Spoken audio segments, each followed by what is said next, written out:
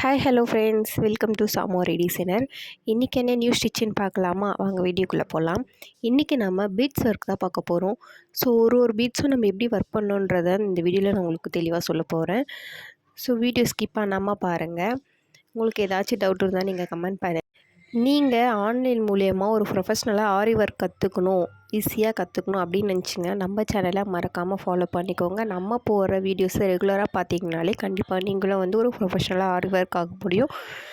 So நீங்கள் video skip பண்ணாமல் பார்த்தீங்கன்னா நான் சொல்கிற டிப் அண்ட் ட்ரிக்ஸ்லாம் உங்களுக்கு புரியும். ஸோ வாங்க ஃபஸ்ட்டு நம்ம பீட்ஸில் சுகர் பீட் தான் பார்க்க போகிறோம். சுகர் பீடை பொறுத்த வரைக்கும் நம்ம ஸ்டிச் பண்ணும் போது ரெண்டு பீடாக தான் நம்ம ஸ்டிச் பண்ணணும். 2க்கு மேலே ஸ்டிச் பண்ணக்கூடாது. அது ஏன்னு பார்த்தீங்கன்னா, நீங்கள் 2க்கு மேலே ஸ்டிச் பண்ணிவிட்டு நீங்கள் அந்த பீட்ஸை இப்படி லைட்டாக அசைச்சி பார்த்தீங்கன்னா அது அசையும். அந்த மாதிரி நம்ம பீட்ஸ் ஒர்க் நம்ம ப்ளவுஸில் பண்ணும்போது அசையக்கூடாது. நல்லா எந்த அளவுக்கு அது ஸ்ட்ராங்காக இருக்கோ அந்த அளவுக்கு அது ப்ளவுஸில் கரெக்டாக நிற்கும், பார்க்கவும் ப்ராப்பராக இருக்கும். ஸோ லூஸாக இருந்துச்சுன்னா ஸ்டிச் பண்ணும் போதும் நல்லா இருக்காது.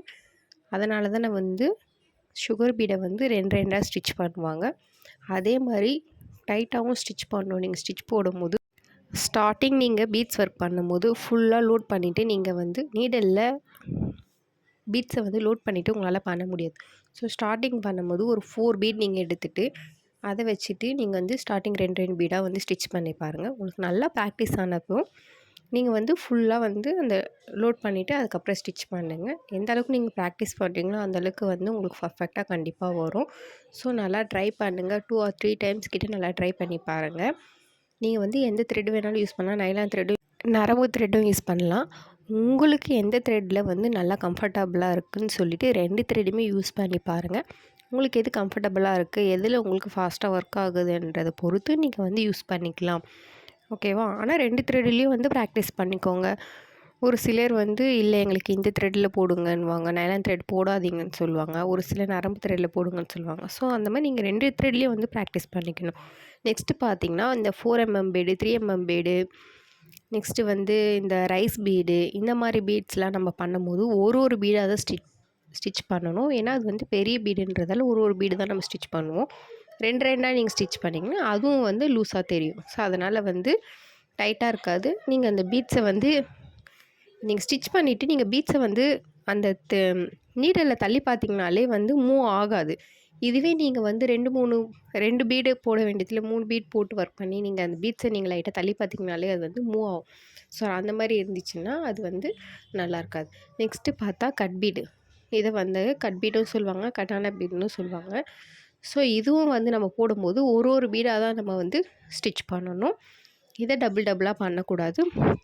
எல்லா பீடையுமே நீங்கள் நெருக்கமாக தான் ஸ்டிச் பண்ணணும். இப்போ பாருங்கள் எப்படி ஸ்டிச் பண்ணுறேன்னு சொல்லிவிட்டு. எல்லா பீடையுமே நீங்கள் நெருக்கமாக தான் ஸ்டிச் பண்ணணும். ஸோ ஸ்டார்டிங்கில் நீங்கள் பொறுமையாகவே ப்ராக்டிஸ் பண்ணுங்கள். ப்ராக்டிஸ் ஆனது பிறகு நீங்கள் நிறைய பீட்ஸ் லோட் பண்ணிவிட்டு ஸ்டிச் பண்ணுங்கள்.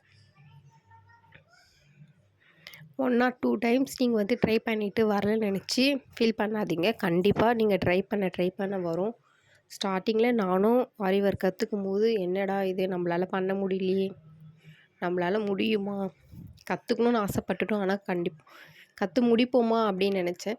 பட் என்னாலே முடிஞ்சிச்சு. எனக்கும் 3 years பேபி இருக்காங்க, அவங்கள வச்சுட்டே நான் கற்றுக்கிட்டேன். கண்டிப்பாக உங்களால் முடியும். நீங்கள் வீடியோ ஸ்கிப் பண்ணாமல் பாருங்கள்.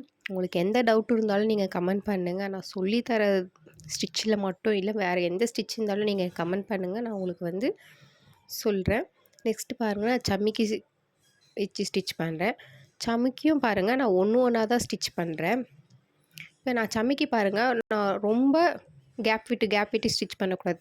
ஒரு சம்மிக்கி மேலே இன்னொரு சம்மிக்கி, ஒரு சம்மிக்கி மேலே இன்னொரு சம்மிக்கி வர மாதிரி இந்த மாதிரி நீங்கள் பண்ணிங்கன்னா தான் அது பார்க்க ஒரு ஆர்டர் தெரியும். நீங்கள் இதுவே கேப் விட்டு பண்ணிங்கன்னா அது ப்ராப்பராகவும் இருக்காது, பார்க்க ஒரு அன்ஃபினிஷிங் மாதிரி இருக்கும்.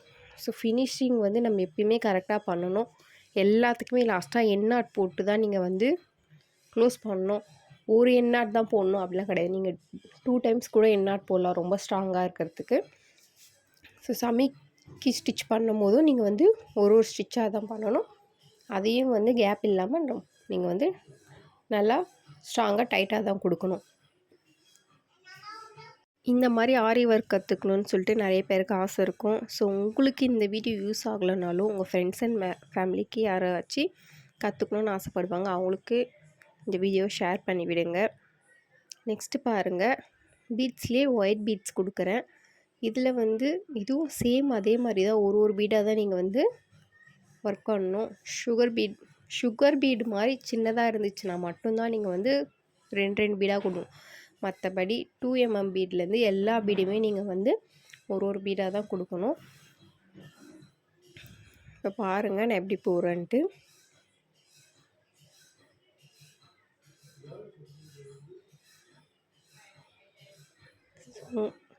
உங்களுக்கு பார்த்தினாலே புரிஞ்சிருக்கும். உங்களுக்கு எந்த டவுட் இருந்தாலும் நீங்கள் கமெண்ட் பண்ணுங்கள், நான் உங்களுக்கு எக்ஸ்பிளைன் பண்ணுறேன். நான் ஷார்ட்ஸ் வீடியோலேயும் உங்களுக்கு வந்து அப்லோட் பண்ணுறேன். தேங்க்ஸ் ஃபார் வாட்சிங்.